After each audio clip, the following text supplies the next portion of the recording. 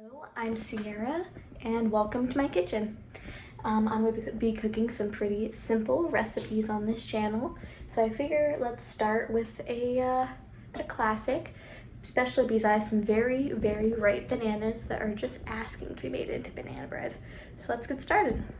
So 1 egg, 3 to 4 ripe bananas, baking soda, cinnamon, coconut sugar, a stick of butter, all-purpose flour, some salt, and vanilla extract. And I have the artificial version because I'm cheap. So let's go ahead and get started. So the first thing you're going to want to do is preheat your oven to 350 degrees. Then you're going to want to get a loaf pan ready. And a good tip that I learned is you spray the tin down with your, non-stick of choice before you put the parchment paper in, because that will make the parchment paper actually stick to your loaf pan. Okay, so whenever you're done, you're going to want it to look like this. So that way it's easy to lift it out whenever it's done. Pull up on either side and you can just lift the whole loaf out. Okay.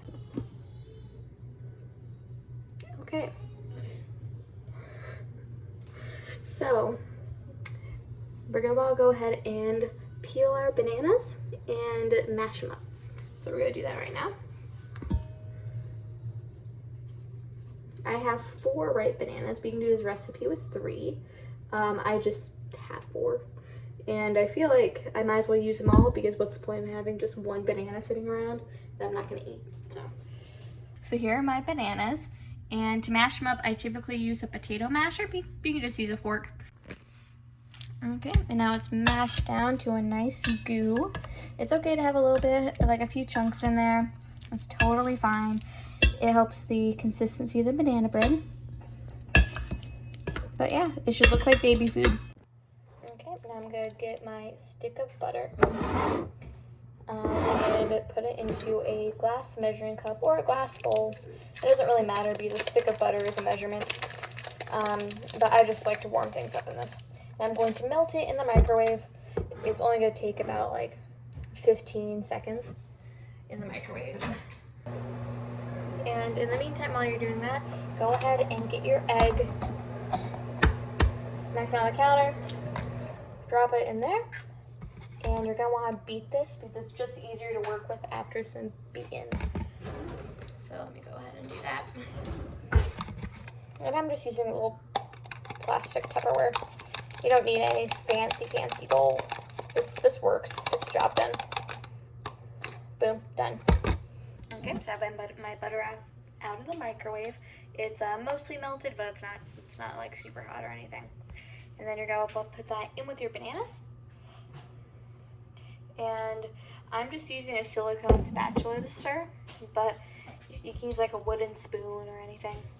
A wooden spoon, a rubber spatula, whatever, it doesn't really matter.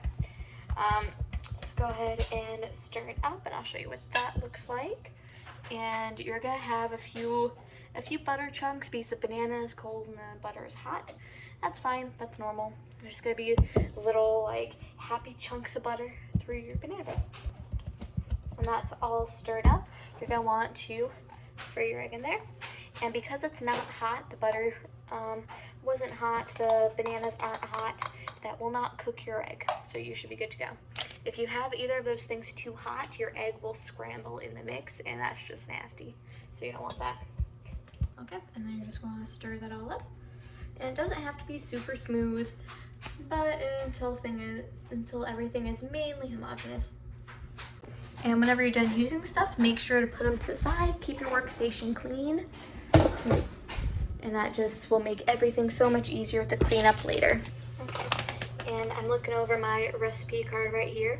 It's loosely based off of like a recipe from Tasty. It's not the exact same recipe, because I like to change recipes as I go and make some more of my own. But recipe websites are your friend, especially if you don't know how to cook something. They will always be your friend. And it's always just so much easier to look at something and know that you're doing the right thing than to do something totally out of the box, and especially baking. And then it turns out weird and gross. But next thing is you're gonna do half a cup of sugar. I'm using coconut sugar because this is primarily like a breakfast recipe, and this is a lower glycemic, so I feel a little bit better about using coconut sugar. It has a flavor profile very similar to brown sugar, so it really brings out the richness in the cinnamon and the banana flavor. Half a cup of that. So we're gonna do half a cup of that. I'm just measuring it over the bowl because it doesn't have to be super precise.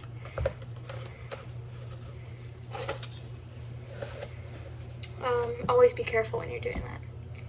You'll make a mess. Okay, then you're gonna want to just combine that. And the thing I like about this recipe is that it's a one bowl recipe, which makes cleanup way easier because who wants to do like a buttload of dishes when you're cooking? I certainly don't, especially not with a 1-year-old running around. That's really difficult to do. But this is a quick one, so. Okay, it's gonna look a little funny, but it's only that dark color because of the coconut sugar. So 1 teaspoon of baking soda. I'm gonna do a scoop, and then I like using this little thing, and I just scrape off the top so it's completely level. And also salt.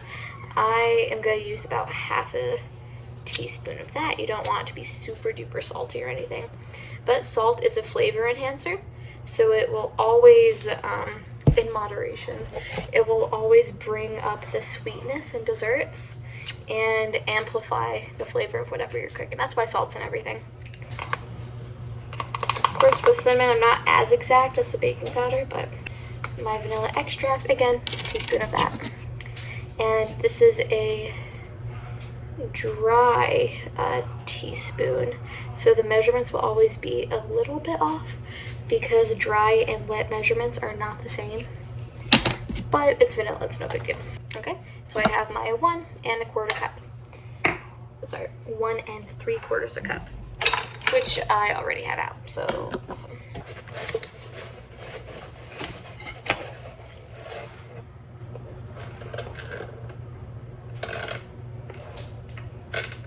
There we go. And into the mix. And again, this recipe is so easy because everything just goes into one bowl. I hate the whole separate, like, the wet ingredients from the dry ingredients. I feel like it's a waste of dishes. I don't like it. Especially whenever you're cooking dinner and you have, and you see those videos and they have like a billion teeny little bowls. And I'm like, geez, who's doing your dishes? I don't know. Okay, and this is everything all mixed in. There's still some flour on the edges, but that's fine. But here's everything all mixed in, and as you can see, it looks more like banana bread batter.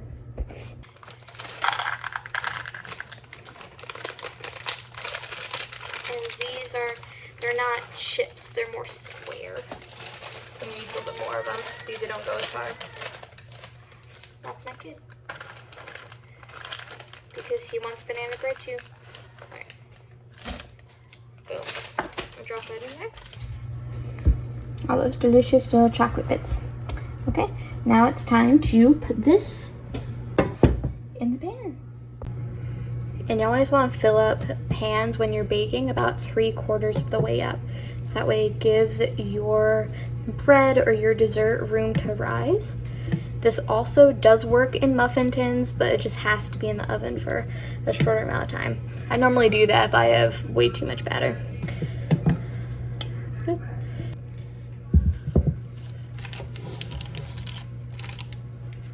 I'll put it in all those corners of the pan.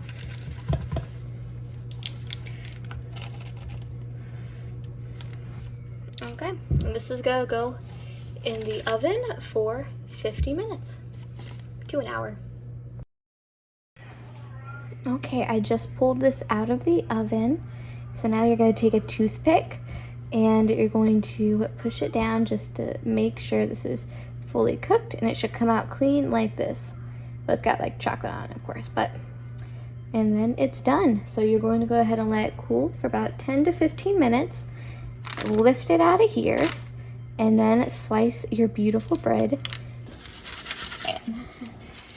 There we go. Like your beautiful banana bread. And all those little chunks of chocolate and banana in there.